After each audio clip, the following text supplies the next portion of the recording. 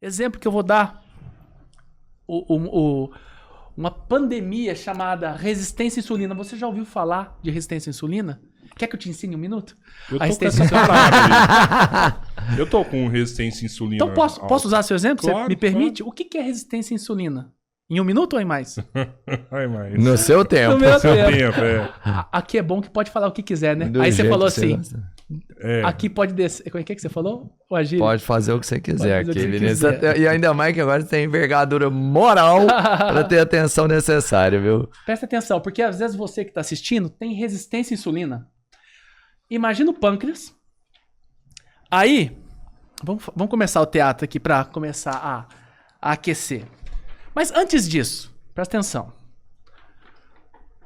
Seu cérebro, aqui é o cérebro, eu desenhei aqui, tá? O cérebro tá ansioso. E você precisa acalmar o cérebro. Quem daqui não precisa acalmar o cérebro? Certo? E como é que você faz para acalmar o cérebro? Porque o cérebro ele precisa de serotonina. Serotonina é o... Faz assim comigo. Isso, é a serotonina. Você consegue serotonina com... Presta atenção que eu tô falando para vocês. Para você também. Você consegue serotonina através Chocolate. do chocolate, do cigarro, Sabe? do álcool, da pizza, tá certo? Da maconha. E assim vai. Prazeres. Dos prazeres, serotonina. Mas a gente tá falando do disfuncional. Por que você não vai buscar serotonina através de oração, meditação? Por que você não vai buscar serotonina através da atividade física? Opa! Não é. Esse nunca ninguém me falou. Pois é, mas lá no dia do podcast eu falei. E hoje eu tô falando de novo. Então, a serotonina, a maioria das pessoas buscam a serotonina de maneira funcional ou disfuncional? Disfuncional. Através da alimentação. Sim. Quando você faz isso, ok? O primeiro neurotransmissor, serotonina. Quando você faz isso, imagina que você precisa de 50 de carboidrato doce para fazer sua atividade diária. 50. Meu papai já foi 200 só no café da manhã. Aí, presta atenção que agora vai entrar um outro órgão. Pâncreas com insulina.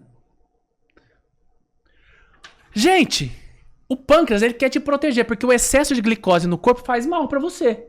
Aí o pâncreas começa a produzir insulina, certo? Para pegar esse carboidrato em excesso e armazenar na barriga. Faz assim, Rodrigão, na barriga. Gordurinha. Isso. Armazenou. Você sabe por que ele armazenou? Aí vocês vão começar a entender. Porque o seu corpo acha, lembra do Neandertal? Ele acha que você amanhã vai ter que enfrentar, meu querido, uma viagem muito grande para tentar comida, para você matar um animal. Vai faltar. Vai faltar. Então, por isso que eu armazeno. Você tá falando de filogenética? Eu tô voltando lá, vê se não tem lógica o que eu tô falando? Muita. Pronto. Então, a insulina foi lá, buscou, armazenou o excesso. Chegou na janta, você já comeu 500. Tem 450 aqui. Agora eu quero que vocês façam assim, ó. Um pâncreas produzindo insulina. Faz aí com a mãozinha vocês, ó. Mais rápido. Mais rápido, isso. O que vai acontecer? Você vai cansar. Rapidão. Começa a fadigar. Resistência à insulina. Resistência à insulina é uma alteração médica que acontece em torno, às vezes, de 10 anos antes de você ter diabetes. Então, se você tem um índice Roma acima de 2,7, uma hemoglobina glicada elevada e a glicemia não está acima de 126, diabetes não tá. A minha tá 102, eu acho. 102. Meu querido, você já tem uma pré-diabetes. E o seu corpo tá te avisando. Continue assim. Você vai se lascar. Em 5 anos, 70% vai ter diabetes. O processo começa a acontecer 10 anos antes. O corpo... Gente, o corpo se adapta. Ele é maravilhoso. Só que esse mesmo cérebro disfuncional, cérebro ansioso, por isso que a gente tá falando de inteligência emocional hoje. Esse mesmo cérebro disfuncional, ele precisa, sabe de quê? De sentir tranquilidade. Você sente cansaço, Rodrigo? No final do dia?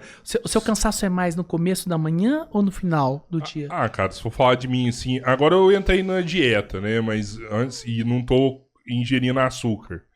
Mas antes, quando eu tava mandando açúcar todo dia, doce todo dia, muito, e muito carboidrato, mano, eu ficava cansado, era o dia O inteiro. dia inteiro.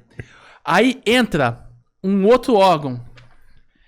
Em cima do rim, nós temos um órgão chamado suprarrenal, que produz o cortisol. Eu vou fazer uma comparação aqui. Você lembra do Popeye, Brutus? Sim. Como é que chama o personagem que come o hambúrguer? O Dundu. Dudu! É isso aí. Dudu. Então vamos lá pro Popeye. O que acontece? A latinha é como se fosse a suprarrenal. O cortisol é o espinafre. Tum, que dá força pra ele, ok? O que acontece se o Popeye ficar o dia inteiro amassando a lata, pegando espinafre? A mão dele vai fadigar. Olha só.